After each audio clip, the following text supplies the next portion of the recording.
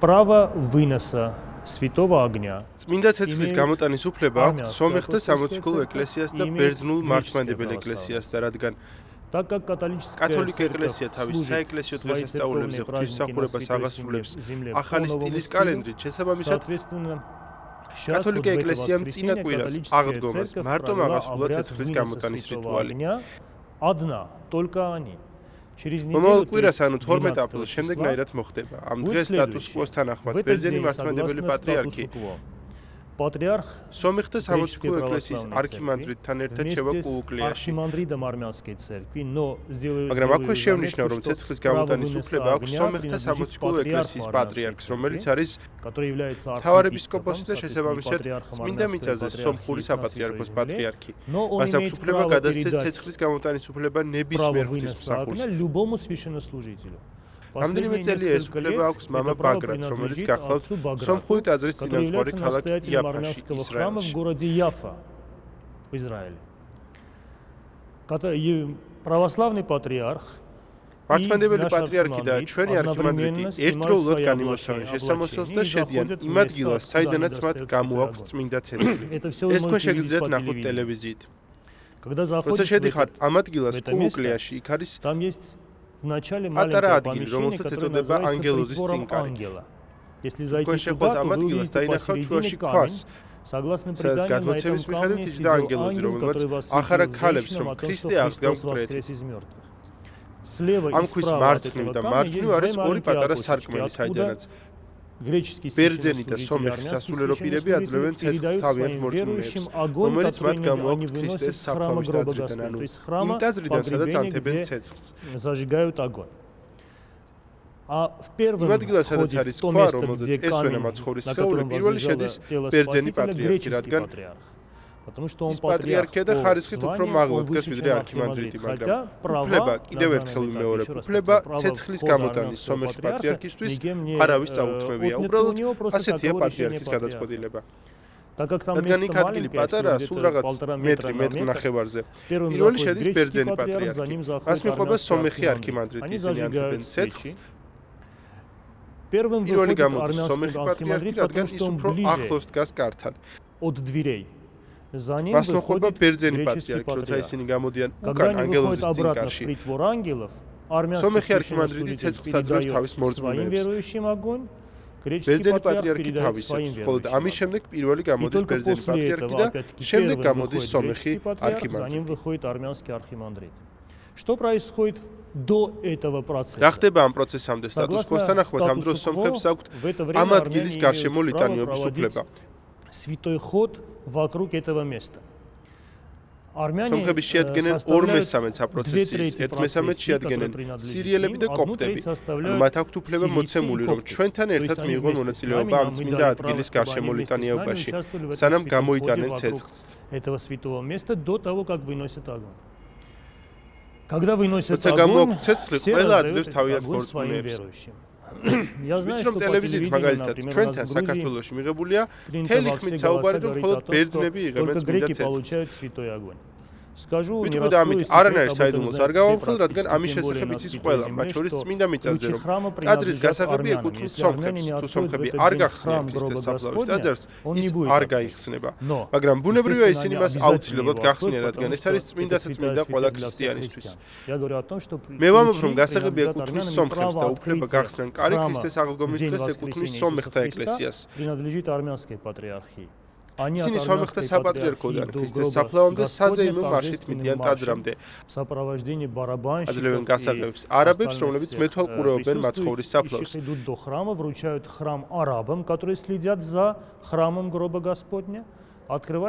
იღება ტაძარი და უკვე შემდეგ იწყება მთელი ეს პროცესია. სომხები მართლმადიდებლების თანასწორად, ყველასთან ერთად თანასწორი უფლებით იღებენ ცეცხლს. с православными получают огонь თავიანთ მორწმუნეებს своим верующим. იღებენ ცეცხლს, რას ნიშნავს? ეს არის სასწაული თუ ეს არ არის სასწაული? В начале нашего интервью я сказал о том, ამ ინტერვიუს დასაწყისში მე ვთქვი, რომ ჩვენი ეკლესიის მამის გრიგორი ტატევაცის გადმოცემით есть свидетельство о том, что Григорий Просветитель გრიგორი განმანათლებელი იყო ერთ-ერთი პირველი, რომლის ლოცვის მეშვეობითაც ყველა სანთელი აიტო ტაძარში სასწაულებრივად. были зажжены все свечи чудесным образом. ისტორია ამბობს, რომ სასწაულები, ანუ მოცემულ შემთხვევაში ცეცხლის გარდამოსვლა ხდებოდა ქრისტეს აღდგომის ტაძარში. მე ისიც ვთქვი, რომ წმინდა გრიგოლი თავის ლოცვებში იმასაც ამბობდა, რომ ყოველ დიდ შაბათს ამ დღეს გადმოსულიყო წმინდა ცეცხლი. спускался святой огонь, который будет раздан верующим. მე ისიც ვთქვი, რომ წმინდა გრიგოლი თავის ლოცვებში იმასაც ამბობდა, რომ ყოველ დიდ შაბათს ამ დღეს გარდამოსულიყო წმინდა ცეცხლი, რომელიც მიეცემოდათ მორწმუნეებს. მე მინდა აღვნიშნო შემდეგი ის, ვისაც სწამს ამ წმინდა ცეცხლის სწამთ, ხოლო მათ ვისაც არ სწამთ ამ წმინდა ცეცხლის არ სწამთ, მაგრამ მე მაქვს უზარმაზარი თხოვნა, ყველამ გაიგოს, რომ ქრისტეს აღდგომა ეს ყველაზე დიდი დღესასწაულია. საუბარი იმაზე, გარდმოვიდა ეს ცეცხლი თუ არ გარდმოვიდა და ამაზე დამოკიდებული აღდგომა დადგება თუ არა, არასწორია.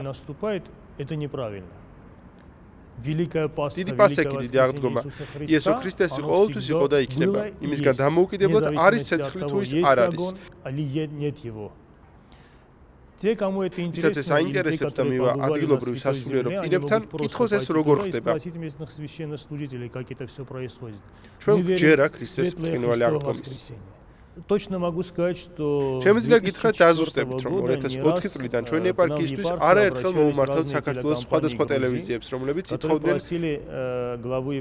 ჩვენს ეპისკოპოსს დაეწერა წერილი სომეხთა საპატრიარქოსთვის წმინდა მიწაზე, რომ ამ ტელევიზიებს შესძლებოდათ телекомпании, находящихся в храме Святого Гроба წმინდა ცეცხლის მიღების პირდაპირ ტრანსლაცია.